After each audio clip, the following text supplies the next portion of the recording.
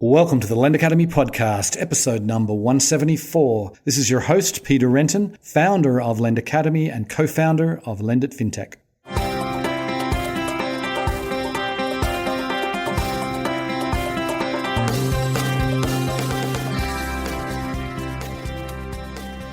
Today's show is sponsored by Lend It Fintech USA 2019, the world's leading event in financial services innovation. It's coming up on April 8th and 9th, 2019 at Moscone West in San Francisco. We've recently opened registration as well as speaker applications. You can find out more by going to lendit.com/USA.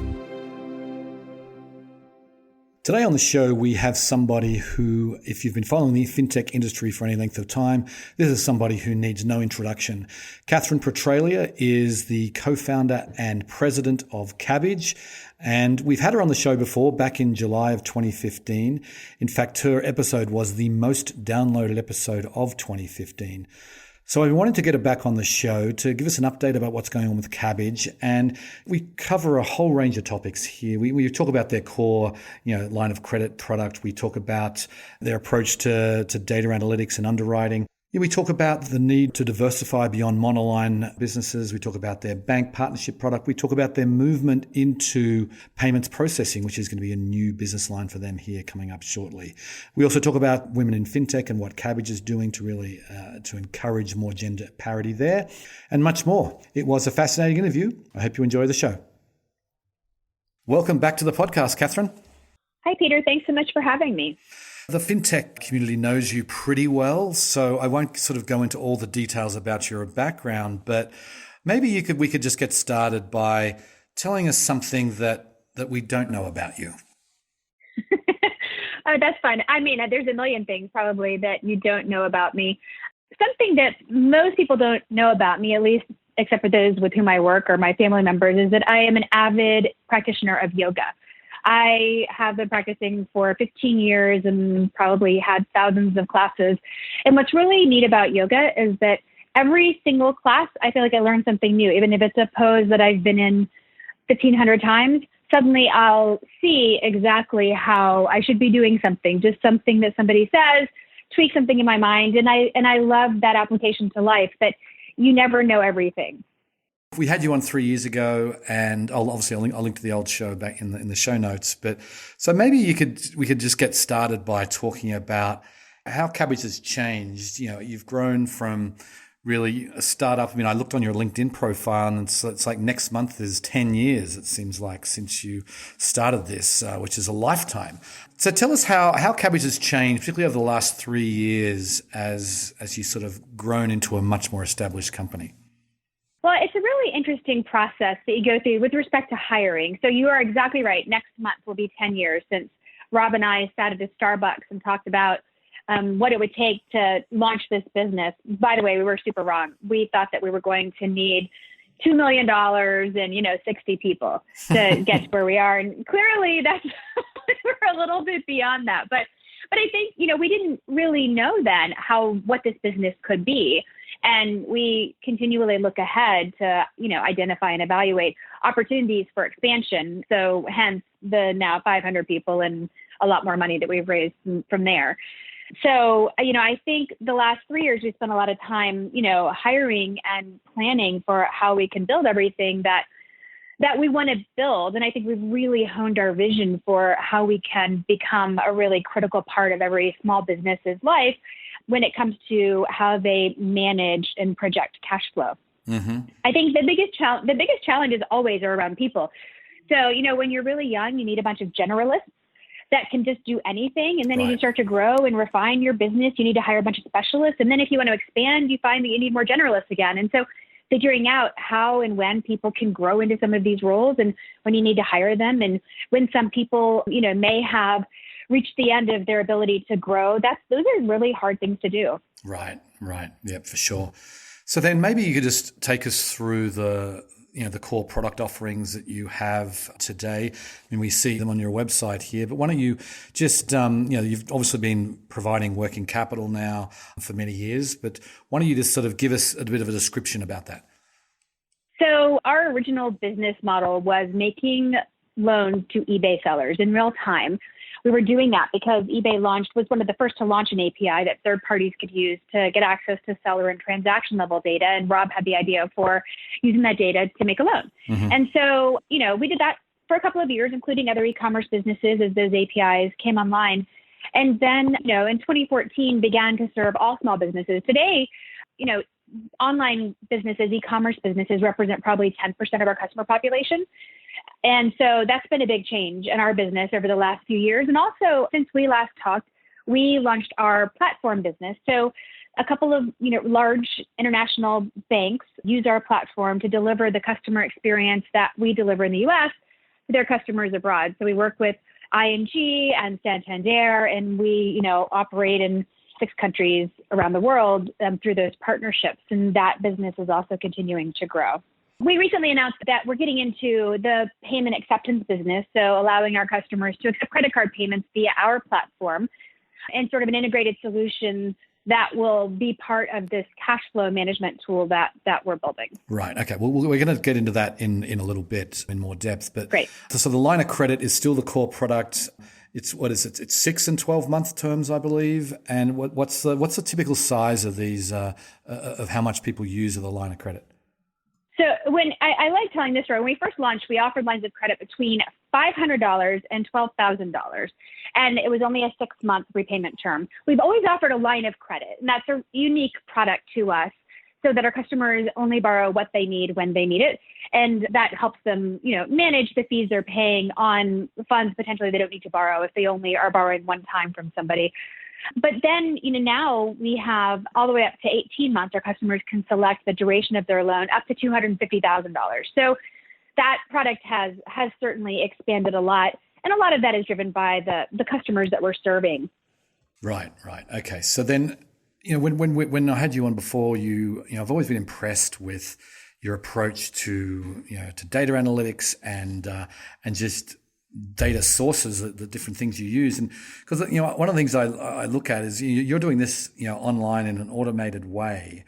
And, small businesses are just not very homogenous. They're, consumers are much more homogenous than small business when it comes to financial behavior.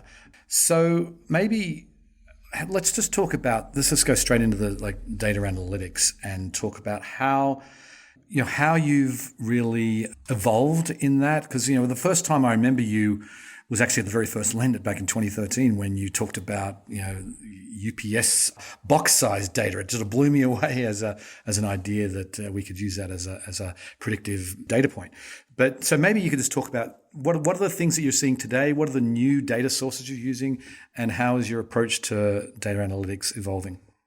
And thank you for bringing that up. We do love to talk about the unique way that we use data. So our customers are able to get access to their line of credit from the time they first land on our site until they have access to capital, and in some cases, capital actually in their accounts in 7 minutes. Mm-hmm. And people ask us all the time, are your customers that desperate for money that they need to have it in 7 minutes? And the answer is, I hope not.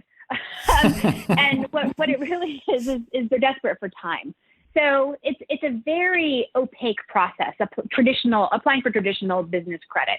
So it's hard to know what all the words mean. How long is it going to take? When am I going to know if I'm approved? If I am, for what might I possibly be approved?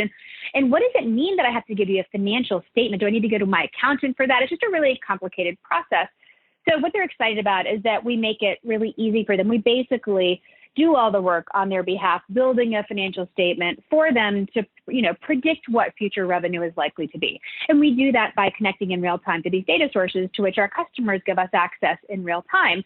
And what's important is to which we stay connected.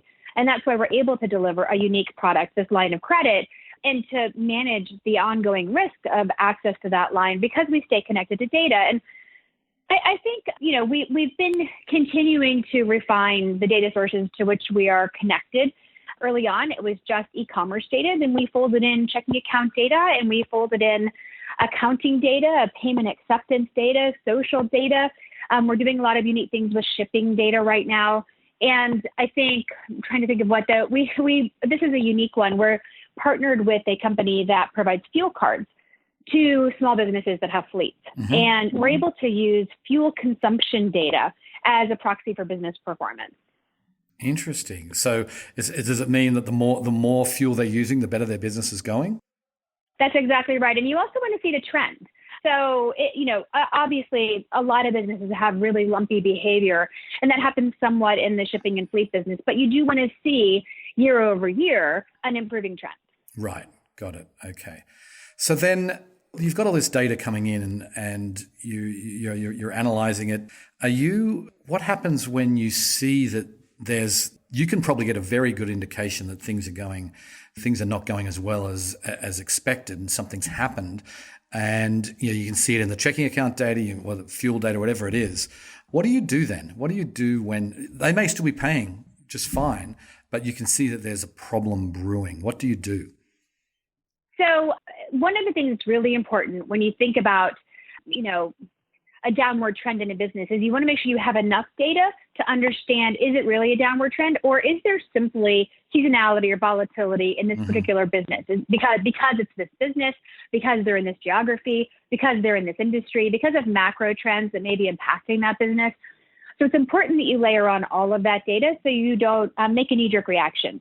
And so that's important data point number one. Number two is you can't have a draconian response to that information unless there's some sort of fraud or lack of access to data. So we don't, every day when a customer logs in, they don't see a different line of credit. They don't see different fees or pricing. They don't see different availability, because that would be a terrible customer experience. Right. So we do have the ability to limit access to the line in the event that we see something terrible. Most likely we contact the business.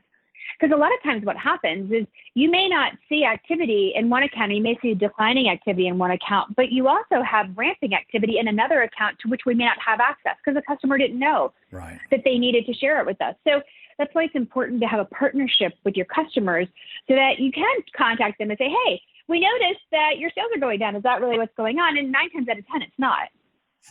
Okay. Interesting. So then, you've got an app now that's on that people can download, and I think they can access their line of credit and through the app.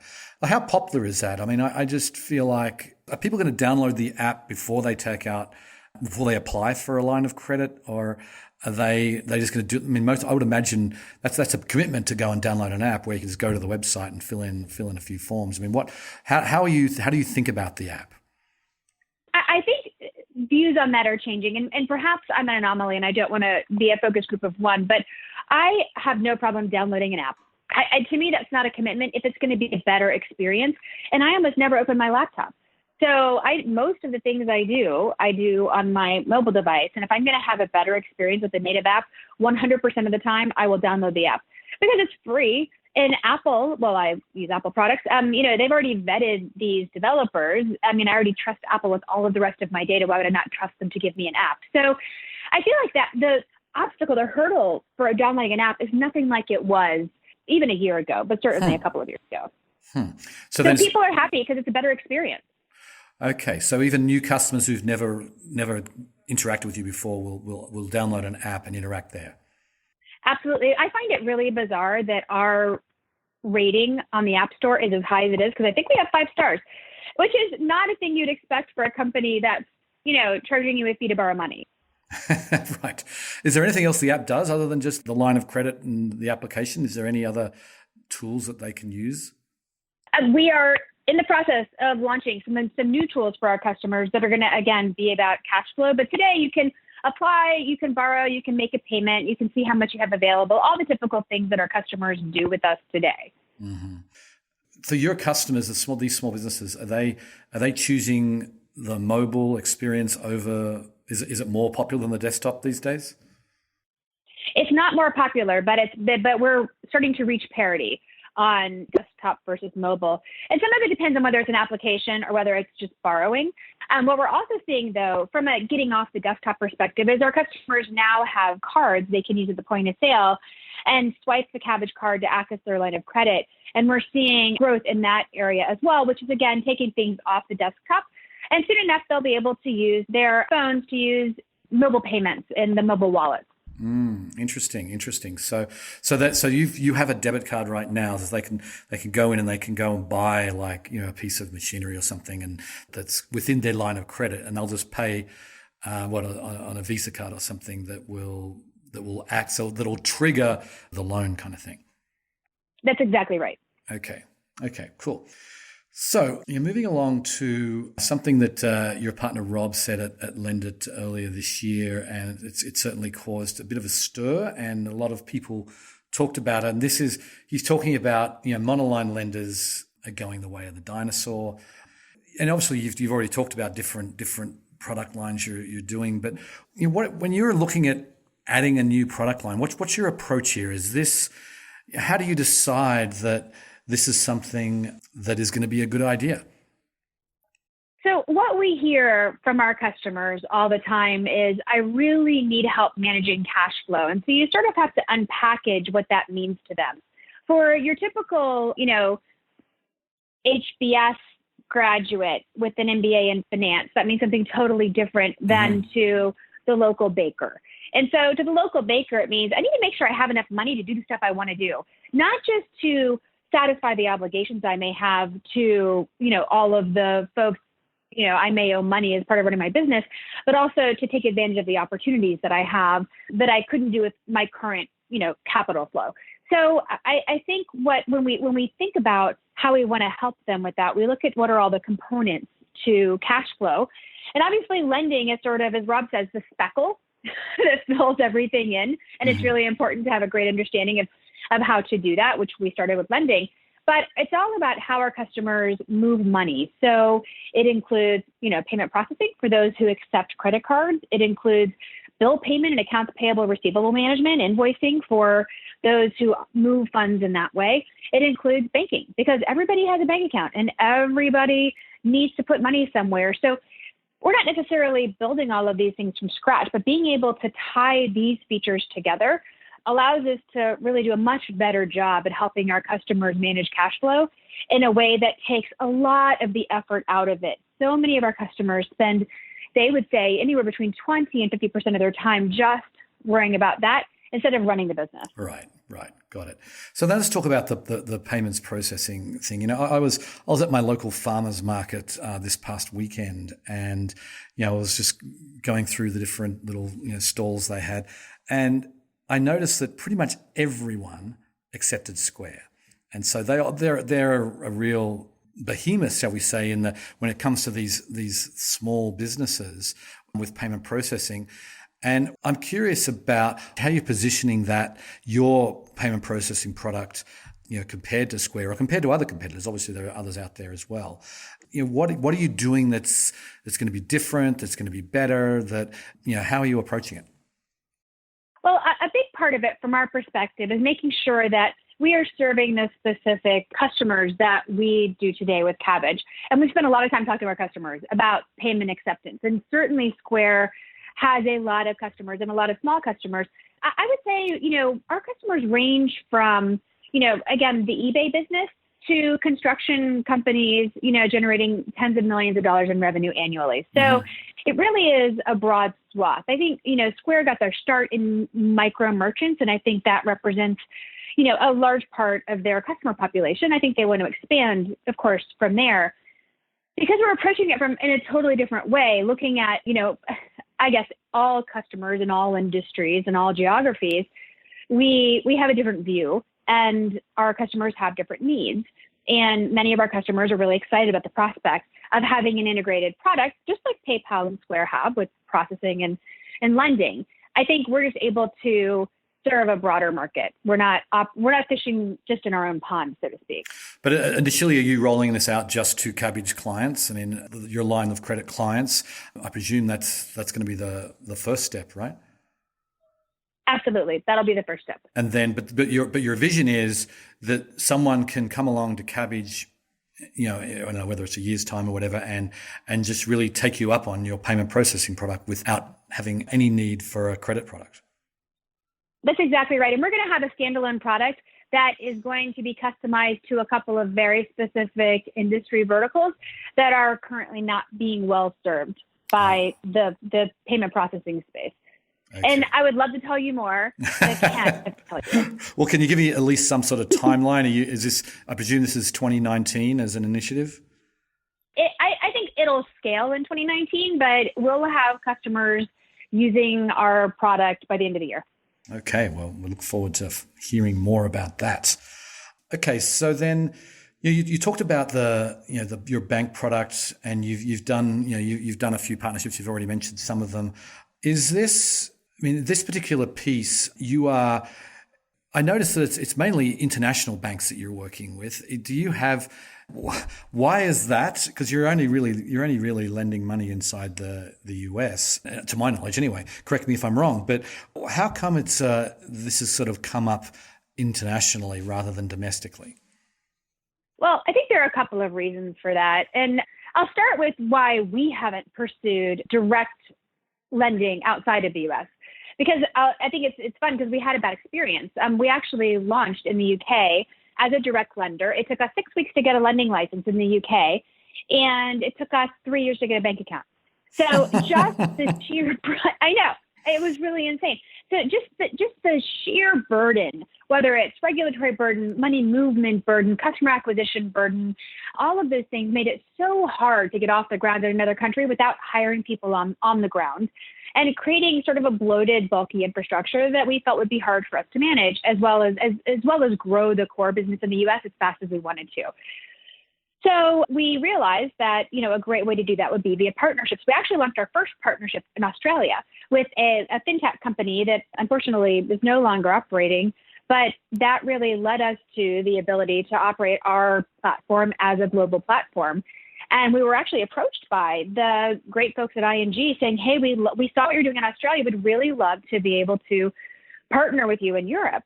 And I think probably global banks are a little less hamstrung by regulation than U.S. banks. And I think they probably are a little less gun shy because, they weren't the cause of the GFC, so to speak. Certainly they were contributory, but they didn't, it didn't start there. So right. I feel like the U.S. banks probably are operating a little more slowly. But I will tell you that the U.S. banks have been very interested, and many of them have, asked for dog and pony shows from all the fintech companies, ask us to come in and talk to them about how we would partner. And then many of them have subsequently launched their own products after that discovery process with all the fintechs. So I think they're trying to figure out how to do it themselves. And I think that's slow going, as you might expect, just because they're slow moving beasts. So then when you look at it competitively, I mean, obviously you look at the banks and, let's be honest, there's not really many banks right now doing a great job in particularly when it comes to customer experience. I mean, that you guys have been known for. So, but they are certainly competitors to you. You've got, we've already talked about Square and PayPal, and there's Amazon that we haven't talked about, who are, they obviously have a small business lending operation for all the huge number of their merchants that they have. So when you look at the competitive environments, where do you think it's most threatening for Kabbage? Well, certainly those companies that are off fishing from their own pond, so to speak. So whether it's Square or PayPal or Intuit or Stripe or Shopify or Amazon, or the list goes on and on, you might say, well, that covers everybody, because that's like most of the businesses. But right. The difference is they only know how to serve their customers using their data and their experience. They don't actually see the rest of that business. They only see their interaction with that business. So I think it makes it really challenging for them to offer, complementary products and services that take into account the rest of their business. Just because you're a business that sells on Amazon, you probably are a business that does a lot of other things too. Just because you're a business that accepts payments using Stripe, you probably are a business that does a lot of other things too. We're uniquely positioned because we are operating in an open network, so to speak, to see the full business, not just part of it. Right. Yep, that makes sense. So then just one other thing on before we move on from that topic. I loved your study. You I don't know, it was a few months ago now, I saw it, where you guys came out with this stat that you have loaned out $1 billion outside of banking hours. Like, people have applied outside of banking hours. And, I feel like, one thing that struck me when I was reading that, it's like, it's amazing to me that there is no bank like product. There's no bank that's taking you head on, right? The banks traditionally have been the largest lenders to small business for decades, centuries probably in many cases. So When you look at the banks and you look at what obviously that was a little bit of a dig at them that you did that. I mean, are you surprised that you've been going for almost 10 years now and the banks are still, for the most part, they haven't gone head to head with you? I'm not exactly surprised, only because I think there are two components to that. One of them is you have to be nimble. Technology and real-time data have to be part of your DNA, and it's simply not part of any bank's DNA. You walk into the innovation lab at any bank and you see, an abandoned pool table and 4 beers in a cooler, and that's their innovation lab. It's not part of the way everybody operates. And so I think that's a really important distinction for the difference. And I think the other thing is you have to have the will to do it. So over 100% of our customers bank with banks. They just don't get loans from them. And it's because they're smaller than a bank can economically serve. And so unless they have technology and automation, it's just too expensive for them to provide loans to those customers. So we're still not really competing with banks because banks have a hard time serving the segment. And I mean, I think they will for a long time because it's so hard for them to get their heads around automation. And I mean, almost every time we talk with a bank, we'll say, okay, this is great. We'd love to work with you, but tell us a little bit about how you feel about a digital experience. What are your plans for digital? And tell us what automation means to you. And almost invariably, they will say, yes, we love automation as long as there's a person who's ultimately making the decision about risk. Wow. We're like, well, that's not automated. So I think it's just like, how do you define what it means? And is it part of who you are? Mm-hmm. Yeah. Okay. That makes sense. So then switching gears, I want to talk a little bit about an acquisition you guys made earlier this year. You bought the Orchard platform. Didn't seem like a logical fit for those of us, who've been in the industry for a while. Tell us about your thinking behind that acquisition. Well, we were already a customer of Orchard, and we really loved the platform that they had. We were using that platform to pledge assets into our facilities that we use for securitization. And so it really made a lot of sense for us to be able to continue using that. And because, we're not a P2P lender, we're not a marketplace lender, we, securitize 100% of the receivables that are generated on our platform. That is an important aspect to us. And because we have a lot of different products that are a little bit unique in this space, we had spent so much time and energy getting things working on that platform. We hated to lose that because the technology was great. I think the second thing was the people. They had a lot of fantastic data engineers and software engineers who knew our space and would be able to, integrate into the company and make us more productive overall, not just with their software, and allow us to put all of our data into their platform. That would, make us more productive. And I think lastly, they had a lot of data that was very useful to us in, building out and forecasting various scenarios. Okay, so how has it been? It's been a few months now. I mean, how are you leveraging some of the, this data into your own business?